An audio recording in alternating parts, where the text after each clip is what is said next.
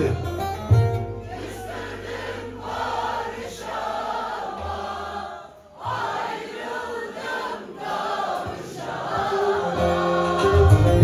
Göz açtım seni gördüm, yadından konuşamam. Dert bende çare sende, dert bende çare sende. Yolmaz yarar bende, yuvasız kuşlar gibi kalmış arayında. Dert bende çare sende, olmaz yaralar bende. Yuvasız kuşlar gibi kalmış arayında.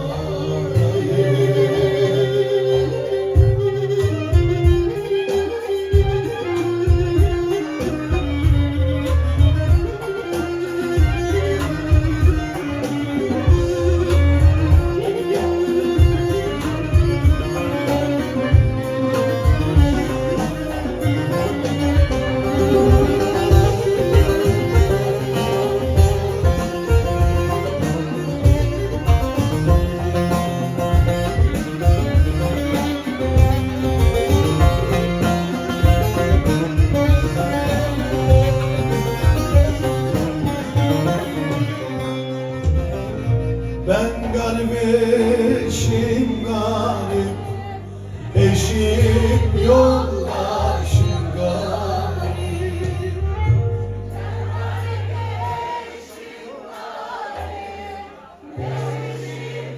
Sağ taraf ses az geliyor ha, ona göre.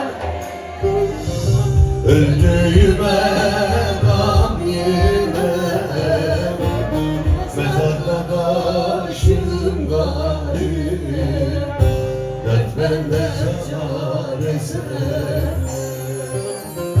dert bende çare sende. Olmaz yara bende, yuvasız kuşlar gibi kalmış arayında. Dert bende çare sende, olmaz yaralar bende. Yuvasız kuşlar